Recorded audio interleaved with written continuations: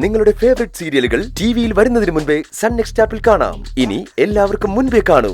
ഇപ്പോൾ തന്നെ sun next app download ചെയ്ത് സബ്സ്ക്രൈബ് ചെയ്യൂ.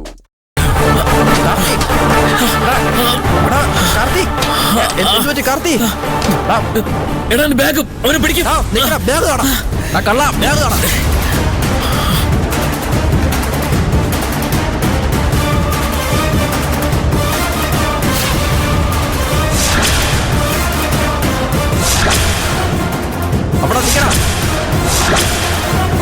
എടാ നിൽക്കാൻ ബാഗ് തോടാ. എടാ ബാഗും നിൽക്കടാ. നിൽക്കാൻ നിൽക്കണ ബാഗ് തോടാ.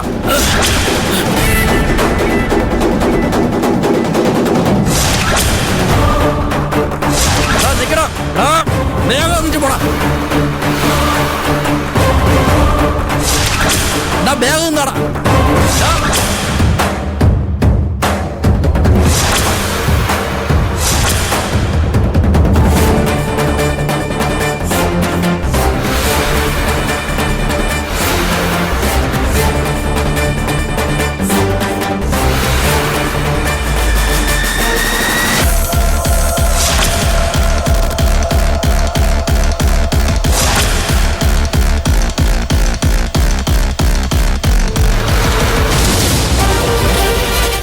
ഉത്സവത്തിന് പോയപ്പോ വണ്ടിയിൽ വന്ന ചേട്ടനല്ലേ അത്?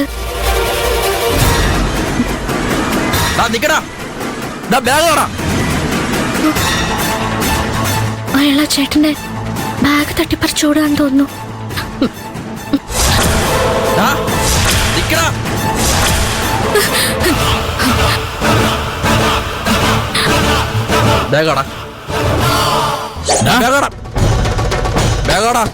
അടുത്തേക്ക് വരരുത്. ഓ പോടാ. വേണ്ട, ഞാൻ കുത്തും. ഓടി പോവാൻ. പോവാനാ പറഞ്ഞേ. കുത്തും ഞാൻ. പോ. ഓടി.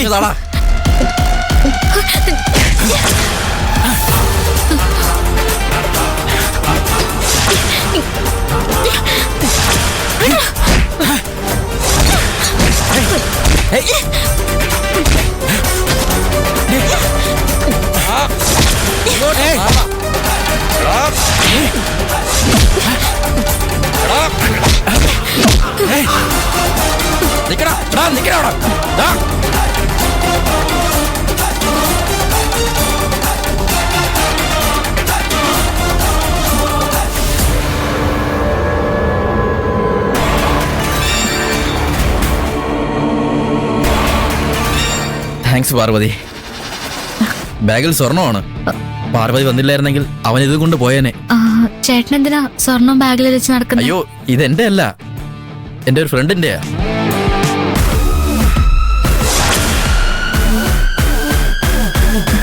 ഫ്രണ്ടിന്റെയോ? ആ, ഉത്സവത്തിന് നാട്ടിൽ പോകാൻ വണ്ടി ഓടിച്ചില്ലേ, അവന്റെയാ. എന്നിട്ട് അയാളെവിടെ? അവന്റെ കണ്ണിൽ മണ്ണ് വാരിയിട്ടിട്ടാ കള്ളൻ ഇതും തട്ടിപ്പറിച്ചോണ്ട് ഓടിയത്. അവൻ കണ്ണു കാണാതെ അവിടെ എവിടെയെങ്കിലും നിൽക്കുന്നുണ്ടാവും. കള്ളന്റെ കയ്യിന്ന് എനിക്കത് തിരിച്ചു വാങ്ങിക്കാൻ കഴിഞ്ഞത് ആ ചേട്ടന്റെ ഭാഗ്യം. സ്വർണം നഷ്ടപ്പെട്ടാൽ ഒരു കുടുംബത്തിന് അനുഭവിക്കേണ്ടി വരുന്ന അപമാനവും വേദനയും കഷ്ടപ്പാടും എനിക്ക് നന്നായിട്ട് അറിയാം. ഇഷ്ടം പോലെ ഉള്ളവരുടെ കാര്യമല്ല ഞാൻ പറയുന്നത്. അന്നന്ന് കിട്ടുന്നത് കൊണ്ട് രണ്ടറ്റം കൂട്ടി മുട്ടിക്കാൻ പാടുപെടുന്ന നമ്മളെപ്പോലുള്ളവരുടെ കാര്യം ഞാൻ പറഞ്ഞത്. ഇത് ചിലപ്പോ കൂടപ്പിറപ്പിന്റെ കല്യാണം നടത്താൻ വേണ്ടി സ്വരുക്കൂട്ടി വെച്ച സ്വർണ്ണമായിരിക്കും. ഉള്ളതെല്ലാം വിറ്റിട്ടോ കടം വാങ്ങിയിട്ടോ വാങ്ങി വെച്ചതായിരിക്കും ഇത്. കള്ളം കൊണ്ടുവരുന്നെങ്കിൽ ഒരു പെൺകുട്ടിയുടെ ഭാവിയായിരുന്നു ഇല്ലാതായി പോവുക. ഒരു കുടുംബത്തിന്റെ സമാധാനം എന്നേക്കുമായിട്ട് നഷ്ടപ്പെടുകയും ചെയ്യും. എന്റെ അനുഭവത്തിൽ നിന്നാണ് ഞാനിത് പറയുന്നത്. ഇനിയെങ്കിലും സൂക്ഷിക്കാൻ പറയണം ആ ചേട്ടനോട്. ശരി ശരി.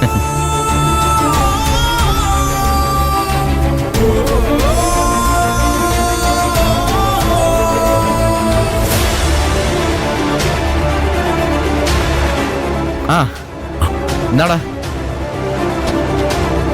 ഈ ഉരുപ്പടികൾ നീ കട്ടുകൊണ്ട് പോയതുകൊണ്ടാ നിന്റെ കുടുംബം നാശിച്ച് നാറാണക്കല്ലായത്. ശരിയായ കള്ളൻ ഇത് നിന്റെ കയ്യിൽ നിന്ന് തട്ടിയെടുത്തോണ്ട് പോയപ്പോഴേ ചാടി വീണ് അവന്റെ കയ്യിൽ നിന്ന് പിടിച്ചു വാങ്ങിയത് നിന്റെ അനിയത്തിയാ. അവൾ എങ്ങനെ കൃത്യസമയത്ത് ഇവിടെ എത്തി?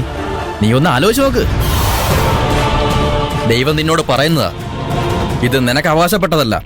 അതുകൊണ്ട് നീ ഇത് പണയം വെക്കാനോ വിൽക്കാനോ ഒന്നും പാടില്ലാന്ന്. ഇല്ലടാ, ഇനി ഞാനിത് പണയം വെക്കില്ല. നീ പറഞ്ഞതുപോലെ ഈ സമയത്ത് തന്നെ എന്റെ അനിയത്തി ഇവിടെ എത്തിച്ചത് ദൈവമായിരിക്കും. ഇപ്പൊ തന്നെ ഞാനിത് അവൾക്ക് കൊടുക്കാൻ പോവാ. നിക്കടാ, നീ എടുത്തു ചാടി ഒന്നും ചെയ്യരുത്. നീ ഇത് നിന്റെ അനിയത്തിയെ കൊടുത്താൽ സ്വാതി എന്തെങ്കിലും കടുങ്ക ചെയ്താലോ? ആദ്യം നീ അവളെ പറഞ്ഞ് മനസ്സിലാക്ക്. അവളെ കൊണ്ട് സമ്മതിപ്പിക്കണം. എന്നിട്ട് വേണം നീ ഇത് പാർവതി കൊടുക്കാൻ.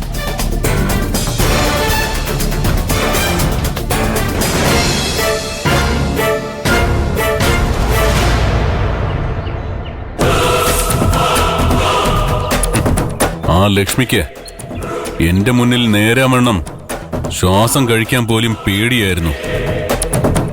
ഇന്നവള് എന്റെ മുന്നിൽ വന്ന് നിന്ന് പ്രസംഗിച്ചത് നീ കണ്ടില്ലേ? അവൾ പറഞ്ഞതുപോലെ പാറു 10 ലക്ഷമായിട്ട് വരുമോ? അവക്ക് വേണ്ടി കൈലാഷ് എന്തും ചെയ്യും. വലിയ കമ്പനി മുതലാളിയല്ലേ. 10 ലക്ഷം രൂപ അവന് വെറും മൂക്കിപ്പൊടി വാങ്ങിക്കാനുള്ള കാശാ. കാശുമായി അവ വരുമെന്നാ എനിക്ക് തോന്നുന്നത്. മുക്തയെ വിളിച്ചു ചോദിച്ചാൽ അറിയാം. ആ പ്രിയനും ചില്ലറക്കാരനല്ല. അതെ മുതലാളി.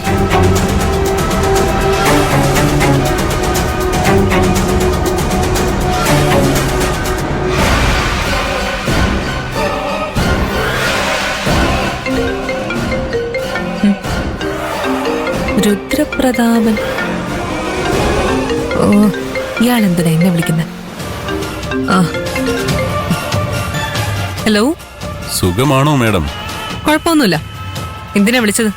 പാറുവിന്റെ അച്ഛൻ പണയം വെച്ച ഒരു ഭൂമിയുടെ പേരിൽ ഇവിടെ ചെറിയൊരു കശപിശയൊക്കെ നടക്കുക. പ്രശ്നം തീരണമെങ്കിൽ അവൾ കാശുമായി വരണം. 10 lakhs അല്ലേ? ഞാൻ അറിഞ്ഞു. അവള് കാശുമായിട്ട് വരുമോ? അതറിയാനാ ഞാനിപ്പോ വിളിച്ചത്. കാശ് കൊടുത്ത് സഹായിക്കാൻ കൈലാഷ് ഉണ്ടല്ലോ. കാശിന് വേണ്ടി അവള് കൈലാഷിനെ കാണാൻ പോയി. അത് ഞാൻ നൈസായി ബ്ലോക്ക് ചെയ്തു.